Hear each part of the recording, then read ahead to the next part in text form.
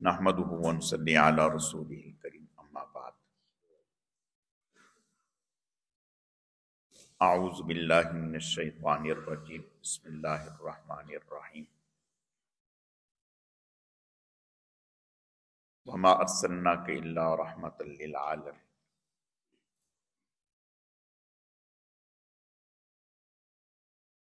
صدق اللہ مولانا العظیم۔ میرے عزیز و دوستو، اللہ رب العزت کا بے حد کرم ہے، احسان ہے کہ اللہ پاک نے ہمیں دین سیکھنے، سمجھنے اور عمل کے جذبے سے جمع فرمایا ہے۔ اللہ تعالی ہم سب کے آنے کو، جمع ہونے کو، مل بیٹھنے کو اپنی بارگاہ میں اعلیٰ درجے میں قبول فرمائے، کمی کوتاہیوں کو معاف فرمائے۔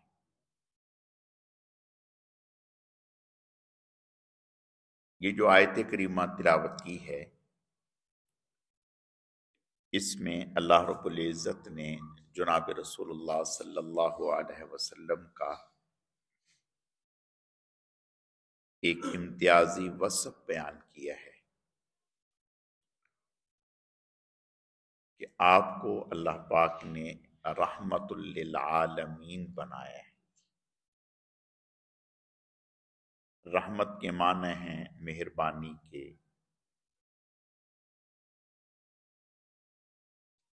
یعنی اللہ پاک نے آپ کو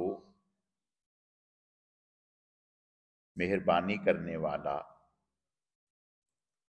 نرمی کرنے والا، خیال کرنے والا، احساس کرنے والا بنایا ہے۔ اور یہ اللہ تعالیٰ کی بہت بڑی نعمت ہے، بہت بڑی نعمت ہے۔ یعنی دل میں احساس، خیر خواہی، ہمدردی، یہ بہت اونچا وصف ہے۔ اگر یہ وصف انسان کے اندر سے نکل جائے تو بظاہر کہنے کو تو وہ انسانوں میں شمار ہوگا، لیکن ہوگا وہ حیوانات میں،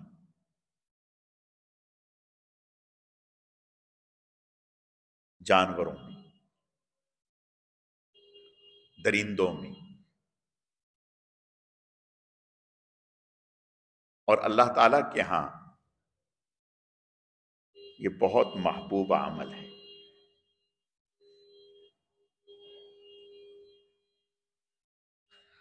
آج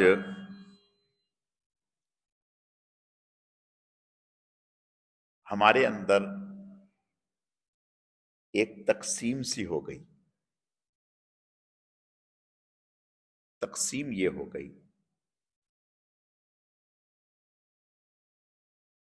کہ جو دیندار ہیں، دین پر چلنے والے ہیں، وہ یہ سمجھ رہے ہیں کہ سب کچھ یہی ہے۔ نماز پڑھ لو، روزہ رکھ لو، حج کر لو، زکوٰۃ دے دو، تہجد پڑھ لو، اشراق پڑھ لو، سب کچھ یہی ہے۔ اور جو عام لوگ ہیں وہ سمجھتے ہیں کہ سب کچھ خدمت خلق ہی ہے۔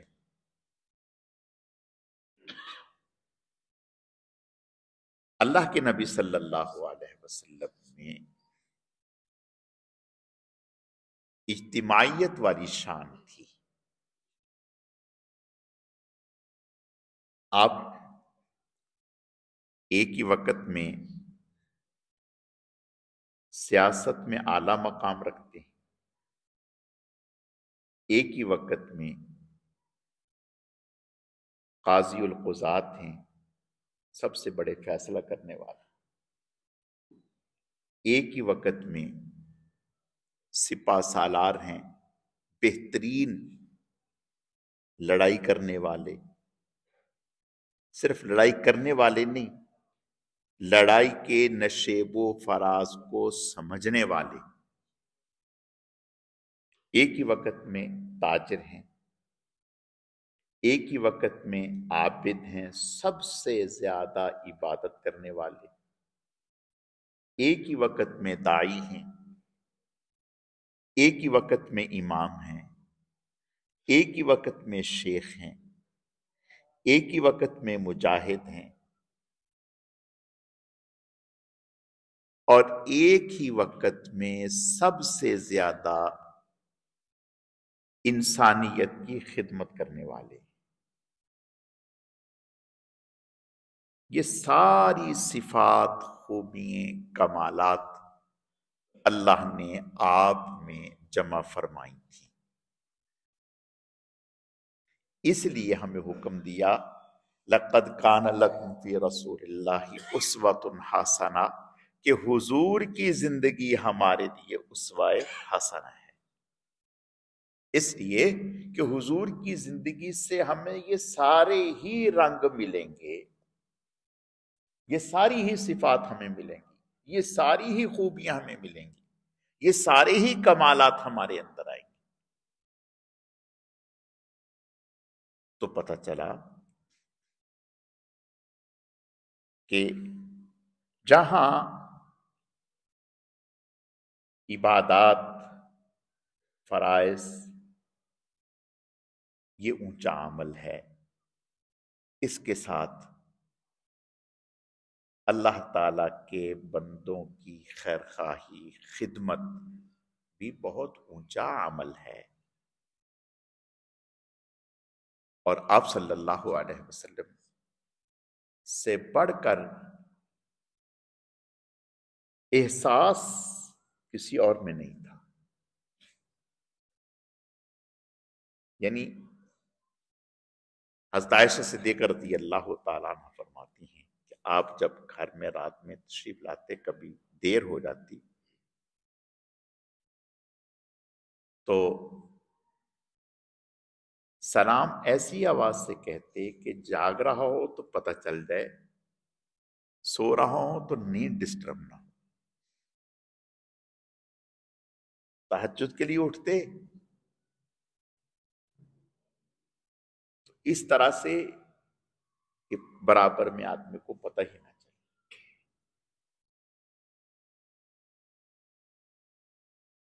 فجر کی نماز پڑھا رہے ہیں، اور فجر کی نماز میں آپ کو پتہ ہے تلاوت زیادہ ہوتی ہے، لمبی ہوتی ہے، تو فجر کی نماز پڑھائی، پہلی رکعت میں سورۃ الفلق پڑھائی اور دوسری رکعت میں سورۃ الناس پڑھا دی۔ بات سمجھ میں آ رہی؟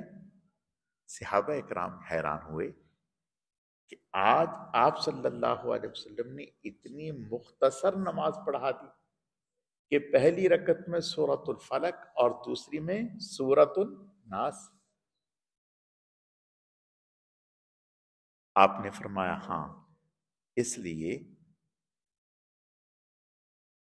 حضور کے زمانے میں عورتوں کو اجازت تھی مسجد میں نماز پڑھنے کی، وہ مسجد میں آیا کرتی تھی پردے کے ساتھ۔ آپ نے فرمایا ایک بچے کے رونے کی آواز میں نے سنی، ایک بچے کے رونے کی آواز میں نے سنی، تو میرے دل میں خیال ہوا کہ اس بچے کے رونے کی وجہ سے اس کی ماں تکلیف میں ہوگی، اگر میں نماز کو اور لمبا کر دوں گا اس کی تکلیف میں اضافہ ہوگا۔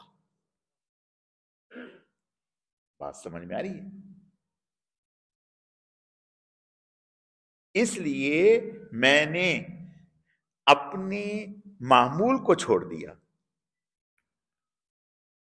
حکم کو چھوڑ دیا، اپنے شوق کو چھوڑ دیا۔ اللہ کے نبی کا شوق کیا تھا؟ لمبی نماز ہو، لمبی تلاوت ہو، لمبا عمل ہو۔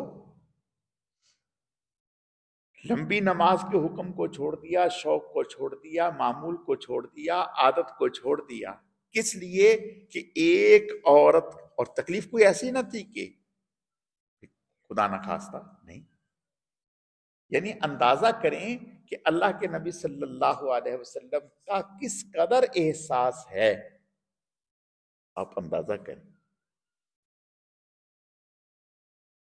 فرمایا کہ اس وجہ سے میں نے نماز کو مختصر کر دیا کہ اس میرے نماز کے لمبا ہونے کی وجہ سے اس کی آزمائش میں آ جائے گی۔ تو پتہ چلا کہ آپ صلی اللہ علیہ وسلم سے پڑھ کر احساس کسی میں نہ تھا۔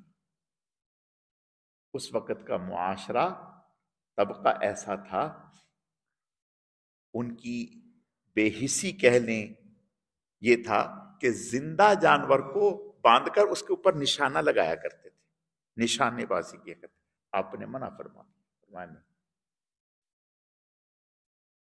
زندہ جانور کے ایک حصے کو کاٹ کر اس کا گوشت بنا لیا جاتا اور کھا لیا جاتا، اس کو کوئی مذاکرہ نہیں تھا۔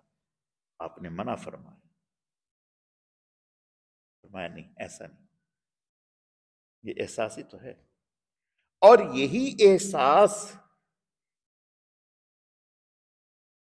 اللہ کے نبی صلی اللہ علیہ وسلم سے امت میں آیا، صحابہ کرام رضوان اللہ علیہم اجمعین میں آیا۔ جتنا آپ سے قریب ہوں گے، دین سے قریب ہوں گے، آپ کی سیرت کو پڑھیں گے، اتنا اندر میں انسانیت کا احساس ہوتا چلا جائے گا۔ کسی کی تکلیف کو دیکھ کر کے پگھل جانا اور نہ صحیح تو تسلی کے چند کلمات ہی کہتی۔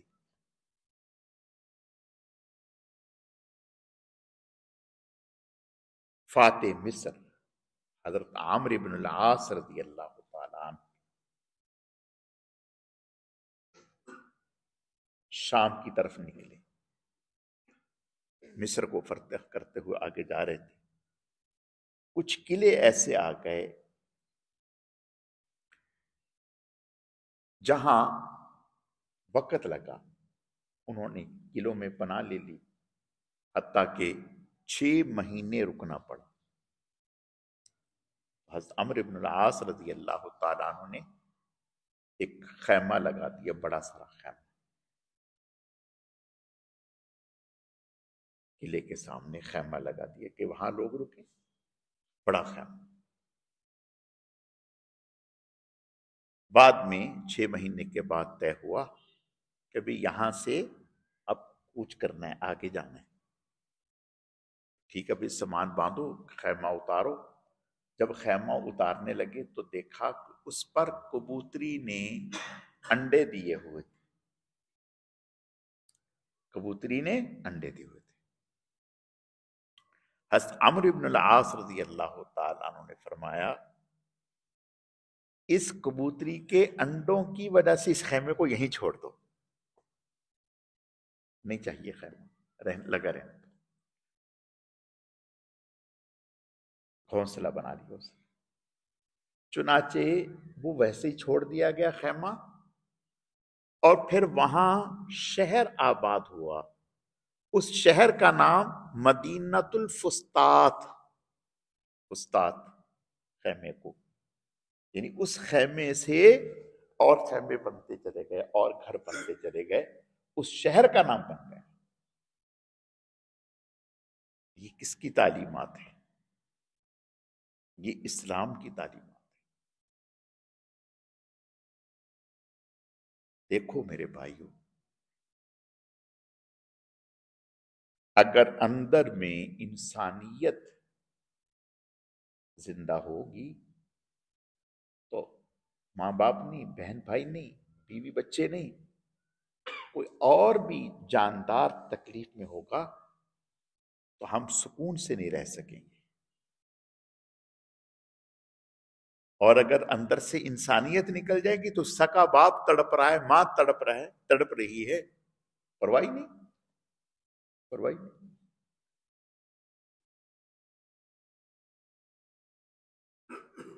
تو دین ہمیں یہ سکھا رہا ہے کہ احساس اللہ تعالیٰ کی بہت بڑی نعمت ہے، اور اسی احساس پر القیامت کے دن مغفرت کے فیصلے ہوں گے۔ یہ ایک احساس ہی تو تھا کہ ایک کتے کا بچہ پانی پینے کے لیے بے چین اور بے قرار ہے، اور پانی تک نیچے پہنچ نہیں پا رہا۔ ایک خاتون اس نے اپنا دوپٹہ اتارا، اس کو پھاڑا، اپنا جوتا اس کے ساتھ باندھا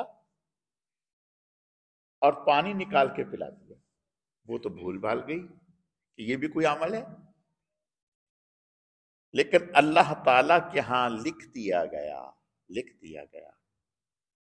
اس عمل کی برکت سے اللہ نے اس کی مغفرت فرما دی۔ آپ صلی اللہ علیہ وسلم کا ارشاد ہے، خیر الناس من ينفع الناس، سب سے بہترین انسان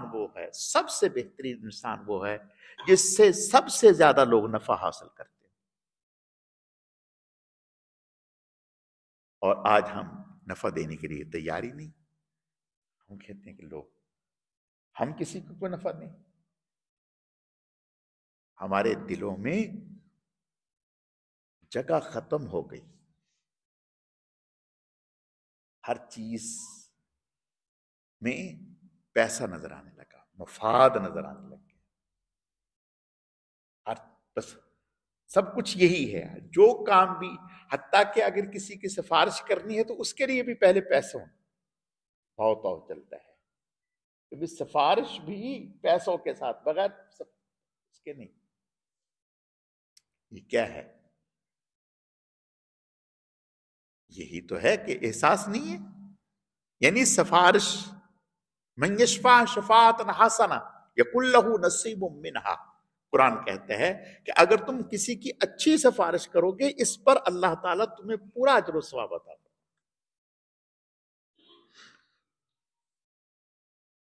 تو پتہ چلا کہ جب اندر میں انسانیت مر جائے تو پھر اس پر خرچ کرنا یا ہاتھ سے فائدہ پہنچانا تو دور کی بات ہے، پھر محض اس کے لیے خیر خواہی کے دو جملے بھی نہیں بول سکتا۔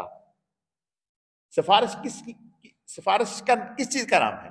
اسی بات کا نا کہ یار فلاں آدمی بڑا ضرورت مند ہے، پریشان ہے، حاجت مند ہے، بے روزگار ہے، تم اس کا کام اگر کر سکتے ہو، دیکھو تمہارے معیار پہ اتر رہا ہے تو پورا اس کا کام کر دو یار۔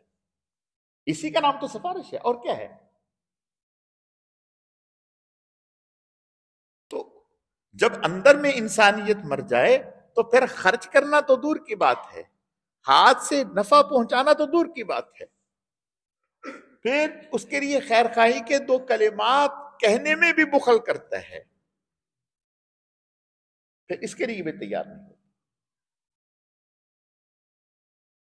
اور دین، اللہ کے نبی صلی اللہ علیہ وسلم وہ ہمیں کیا سکھا رہے ہیں؟ آپ کی ہمیں تعلیمات کیا ہیں؟ آپ کی ہمیں تعلیمات یہ ہیں کہ مسلمان تو بہت آگے کی بات ہے، انسان بھی آگے کی بات ہے، جانور، یعنی آپ حیران ہوں گے، دنیا اس کی مثال پیش نہیں کر سکتی کہ ہماری اسلامی حکومت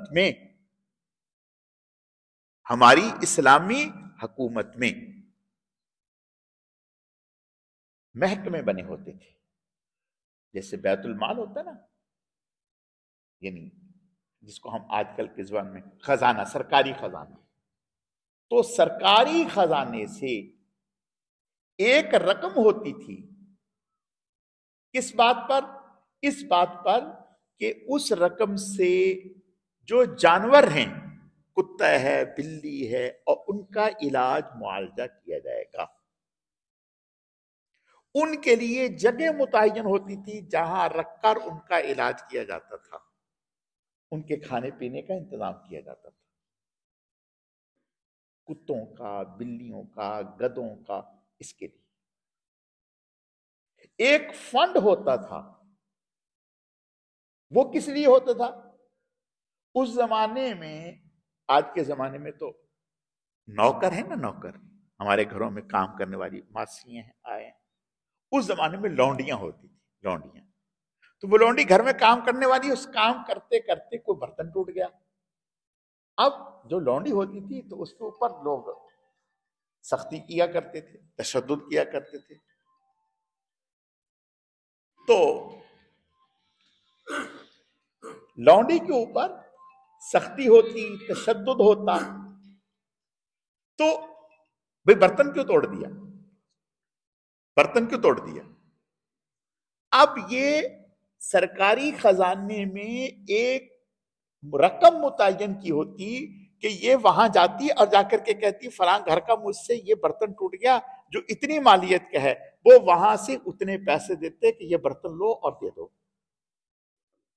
بات سمجھ میں آ رہی ہے؟ میری آپ کی سرکار تو ہمیں بجلی کے بل میں رعایت دینے کے لیے تیار نہیں ہے، برتن ٹوٹنا تو بہت دور کی بات ہے. بات سمجھ میں آ رہی؟ پھر صرف یہی نہیں، یہ کیا ہے؟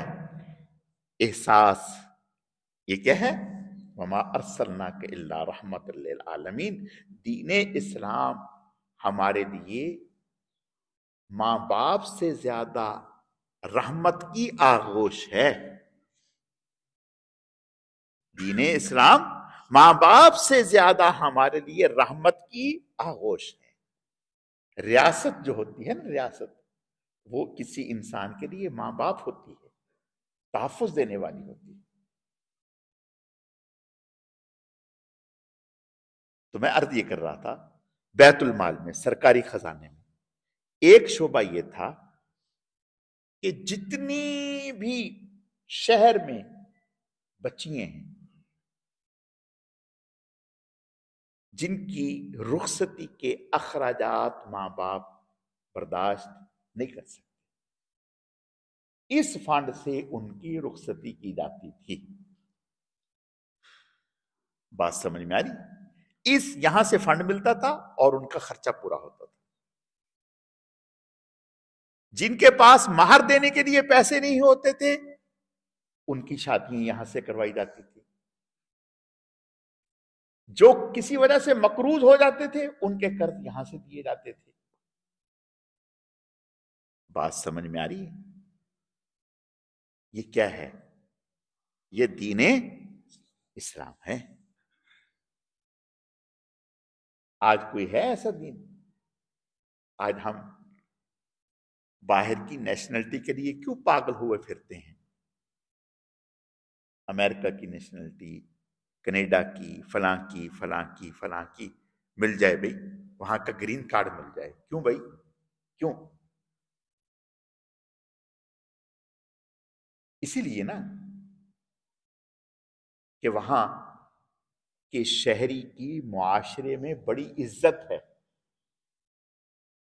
قسم کھا کر کے کہتا ہوں، اگر آپ اسلامی تاریخ پڑھیں، جو مسلمان کی عزت ہوا کرتی تھی، کافر ترستے تھے، اور کافر مسلمان کی عزت کو دیکھ کر، اس کے شان و شوکت کو دیکھ کر، اس کے رہن سہن کو دیکھ کر، ان کے انصاف اور عدل کو دیکھ کر، ان کی سہولیات کو دیکھ کر، ان کی اثار و ہمدردی کو دیکھ کر کافر مسلمان ہوتے تھے.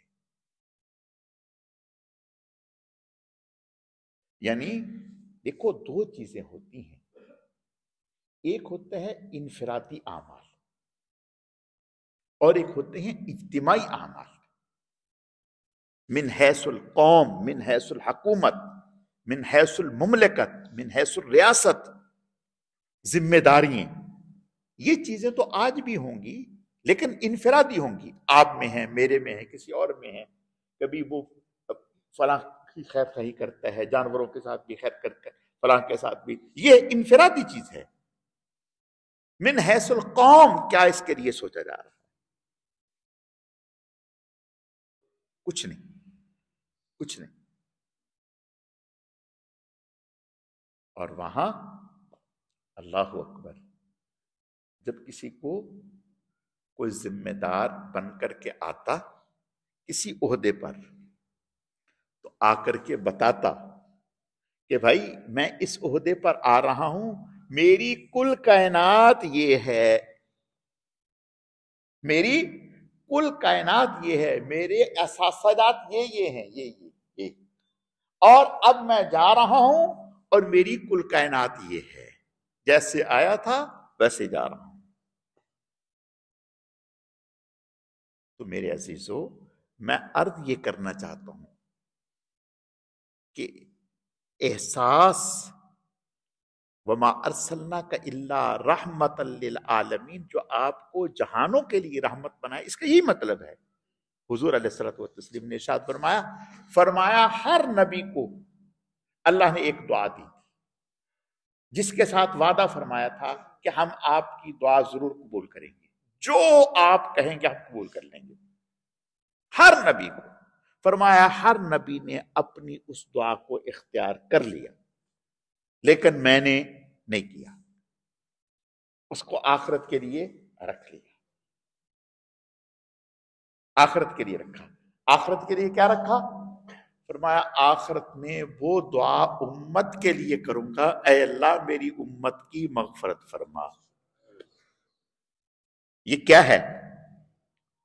احساس ہی تو ہے۔ اور آپ صلی اللہ علیہ وسلم نے ارشاد فرمایا، میں اس وقت تک اللہ سے راضی نہیں ہوں گا جب تک کہ اپنے ایک ایک امتی کو جہنم سے، ایمان والوں کو جہنم سے نہیں نکلوا دوں گا۔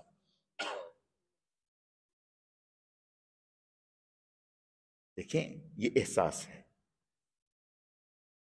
کسی انسان کو تکلیف ہو، کسی مرد کو تکلیف ہو، کسی جانور کو تکلیف ہو، آپ صلی اللہ علیہ وسلم ایک دفعہ صحابہ کرام سفر میں تھے،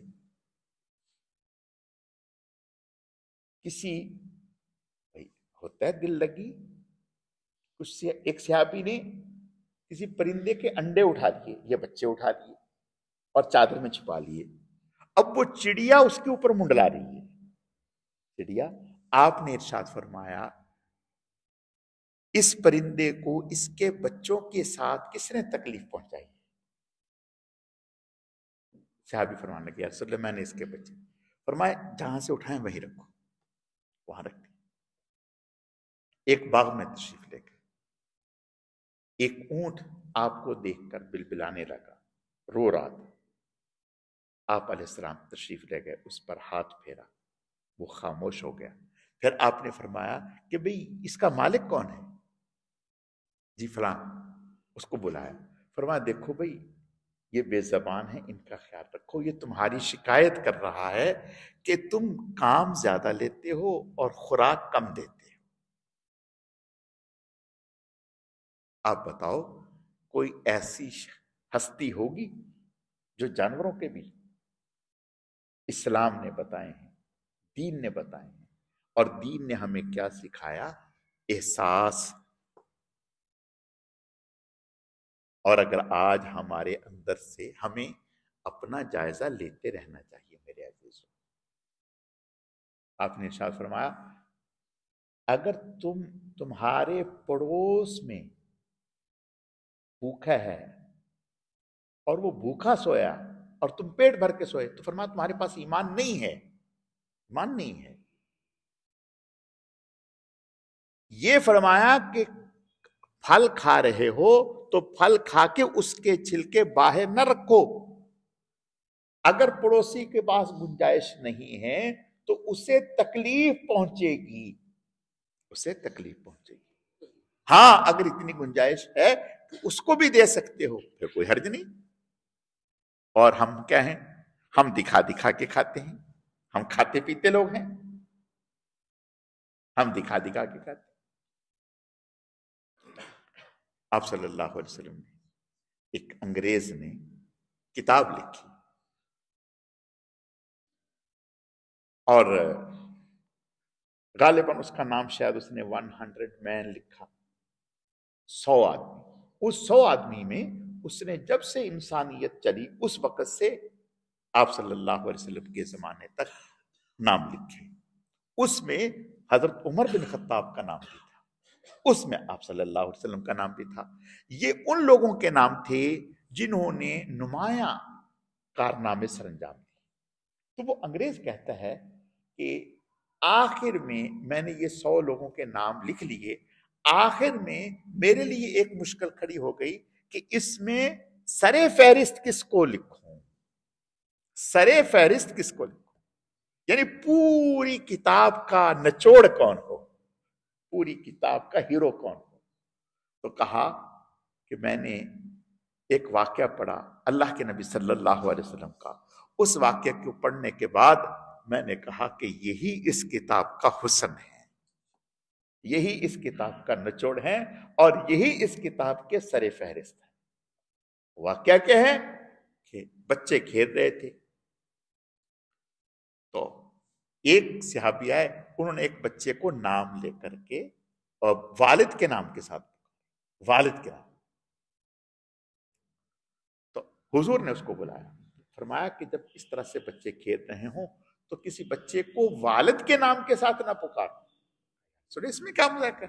فرمایا ہو سکتا ہے کہ کوئی یتیم بچہ ہو, اس کو اپنا باپ یاد آ جائے, اس کو اپنا باپ یاد آ جائے. تو وہ کہتے ہیں, انگریز اور کافر کہتے ہیں کہ جس شخصیت کو اتنا انسانیت کا لحاظ ہو کہ ایک بچے کو بھی وہ تکلیف پہنچانے کا روادار نہ ہو, وہی اس لائق ہے کہ اس کو سر فہرست لکھا جائے. میرے عزیزو, میں عرض یہ کرنا چاہتا ہوں, آج ہم روزانہ جائزہ لیا کریں کہ آیا ہمارے اندر یہ وصف ابھی ہے یا مر چکا,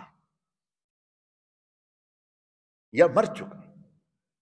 دیکھو فطری ہے, کوئی بھی حادثہ یا کوئی بھی چیز وقت کے ساتھ ساتھ وہ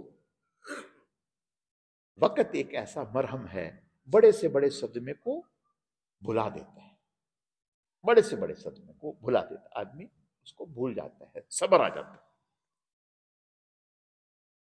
ہماری دعائیں اس کے لیے, ہماری جدوجہد اس کے لیے, ہماری کاوشیں کوششیں اس کے لیے ویسے ہی ہیں جیسے پہلے دن تھے, یا ہم بھی اس کو چند دن کے بعد نظر انداز کر کے کبھی یہ ان کا مسئلہ تھا, اب ہم اپنی عام زندگی میں لگے. اگر تو وہاں مظالم رک گئے تو پھر تو ٹھیک ہے, ہم بھی. اور اگر روزانہ مظالم ہو رہے ہیں اور بڑھ چڑھ کے ہو رہے ہیں تو پھر ہماری تکلیف, صدمہ بڑھنا چاہیے, کم نہیں ہونا چاہیے. دیکھو میں اور آپ ایک رات بھی اس سردی میں باہر نہ گزار سکیں, وہ جن کے گھر بار ختم ہو گئے, اپنی ذات کے لیے نہیں, اللہ کے دین کے لیے, اللہ کے دین کے لیے. اور صبر تو دیکھیں, اس سے زیادہ کیا صبر ہوگا. ایک چھوٹا سا بچہ, اس کی زبان پہ بھی گلہ شکوہ نہیں ہے, ایک چھوٹے بچے کی زبان پر بھی گلہ شکوہ نہیں, بڑا تو بہت آگے کی بات, اللہ کی رضا پر راضی. میرے عزیزو دیکھو, جو ہمارے کرنے کے کام ہیں وہ ہم کریں, جو ریاست کے کرنے کے کام ہیں وہ ریاست کریں. ہم دعا تو ہم کر سکتے ہیں, آیا ہماری دعا اسی طرح ہو رہی ہے, یا اب دعا کا ٹائم ہی نہیں ملتا ہمیں. دیکھیں مسجد میں تو ہم اپنی ڈیوٹی نبھا رہے ہیں, اس دن سے لے کر آج کے دن تک الحمدللہ فجر میں بھی دعا ہو رہی ہے اور عشاء میں بھی ہو رہی ہے, اور بیچ میں بھی کبھی کبھی کرتے ہیں. انفرادی دعائیں بھی الحمدللہ کرتے ہیں. ہمارا کوئی دن ایسا نہیں ہوتا جس میں روزانہ ایک نہیں کئی مرتبہ دعا نہیں کرتے ہیں. دعا نہ کریں, ان کے لیے فکر مند نہ ہوں, پریشان نہ ہوں. بہت دفعہ ایسا ہوتا ہے آنکھوں سے آنسو نکلتے ہیں, روتے ہیں ان کے لیے, یا اللہ ان کی مدد فرما. تو میرے عرض کرنے کا مقصد یہ ہے میرے بھائیوں, انسانیت تو احساس کا نام ہے, مسلمان تو احساس کا نام ہے. المؤمن کا جسد واحد. اللہ کے نبی نے ارشاد فرمایا انما المؤمنون اخوہ. تو بھائی پھر جو مصنوعات کا بائیکاٹ ہے آیا وہ اسی طرح سے ہو رہا ہے یا اس کو بھی نظر انداز کر دیا؟ اگر اس میں غفلت آ گئی ہے، سستی آ گئی ہے، اس کو اتار پھینکے. دیکھو میں ایک بات کہتا ہوں، اللہ کے نبی صلی اللہ علیہ وسلم کا ارشاد ہے، فرمایا اگر کوئی مصیبت زدہ کو تسلی کے کلمات کہتا ہے، اللہ تعالی جو اجر و ثواب اس مصیبت میں مبتلا شخص کو عطا کریں گے وہی اجر و ثواب اس کو بھی عطا کریں. اس وقت ان پر قیامت برپا ہے، قیامت برپا ہے. ہم سوچ بھی نہیں سکتے. علاج معالجے کے لیے وہ محروم ہیں، خورد و نوش کے حوالے سے وہ پریشان ہیں، رہن سہن کے حوالے سے وہ پریشان ہیں. کھلی سردی میں کھلے آسمان کے نیچے زندگی گزارنا کوئی ایک ضرورت نہیں، انسان کی ہزاروں ضرورتیں ہوتی ہیں، ہزاروں ضرورتیں ہوتی ہیں. تو بھائی ہم ان کے لیے دعا کریں، ہم ان کے لیے فکر مند ہوں. دیکھو جیسے انسان کی سکی اولاد اس کا انتقال ہو جائے، جوان بیٹے کا ناگہانی انتقال ہو جائے، اس کو کہیں کھاؤ، اس سے نوالا نیچے نہیں اترتا. وہ جہاں مرضی بیٹھا ہو لیکن اس کا اندر کا دکھ اور غم وہ وہیں ہوتا ہے. تو وہاں تو ایک نہیں سینکڑوں جنازے روزانہ اٹھ رہے ہیں، سینکڑوں سہاگ لٹ رہے ہیں، سینکڑوں بچے شہید ہو رہے ہیں. تو میرے بھائیوں ہم نہیں صدمہ کریں گے تو کون کریں گے؟ اور وہ 70 سال سے 80 سال سے نسل در نسل کھلی قید میں ہیں. یعنی اسرائیل کی بغیر منشا کے ایک سوئی نہیں پہنچ سکتی وہاں، ایک چیز نہیں وہاں پہنچتی، اور کوئی ان کا پرسان حال نہ تھا، کوئی ان کی اب تو آواز اٹھانے والا نہ تھا. اپنی مدد آپ کے تحت وہ اس وقت لڑ رہے ہیں اور پوری امت کی طرف سے فرض کفایہ ادا کر رہے ہیں. شیخ الاسلام حضرت مولانا مفتی محمد تقی عثمانی صاحب دامت برکاتہم العالیہ، اللہ تعالی حضرت کی زندگی میں برکت عطا فرمائے، انہوں نے فتویٰ جاری کیا ہے، فتویٰ جاری کیا ہے جو ہم میں سے ہر ایک تک پہنچ چکا. حضرت نے فرمایا اس وقت پوری امت مسلمہ پر وہ روئے زمین کے کسی حصے پر بھی ہے ان پر جہاد فرض ہے، ان پر جہاد فرض ہے. جس سے جتنی جو اس کے استطاعت ہے وہ کرے، اگر وہ نہیں کرے گا تو جواب دہ ہوگا، جواب دہ ہوگا. اب دیکھنا یہ ہے میرے بھائیوں کیا ہم وہ کر رہے ہیں یا نہیں کر رہے؟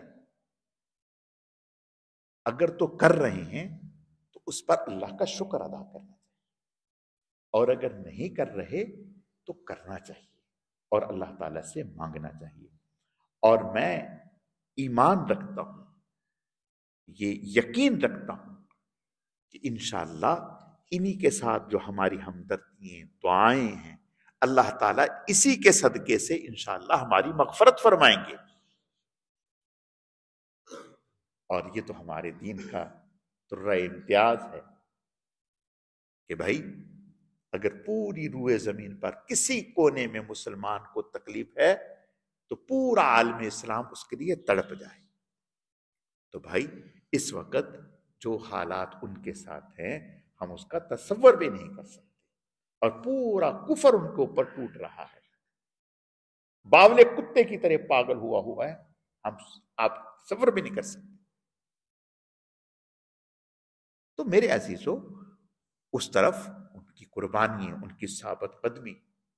تو عرض کرنے کا مقصد صرف اتنا ہے کہ بھئی یہ موضوع میں نے اس لیے رکھا تاکہ ہمارے سامنے حالات آئیں، واقعات آئیں، ہمارے اکابر نے، اللہ کے نبی صلی اللہ علیہ وسلم نے تعلیمات ہمیں کیا دی ہیں اس کا تقاضا یہ ہے ہم سے جو جتنا جس سے جیسا ہو سکتا ہے اسے کرنا چاہیے.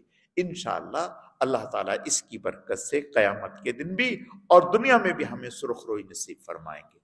الحمدللہ رب العالمین والعاقبۃ للمتقین والصلاة والسلام علی سید المرسلین. اللہم صلی علی محمد النبی الامی وعلی آلہ واصحابہ وبارک وسلم وصلی علیہ. رب اغفر وارحم وانت خیر الراحمین.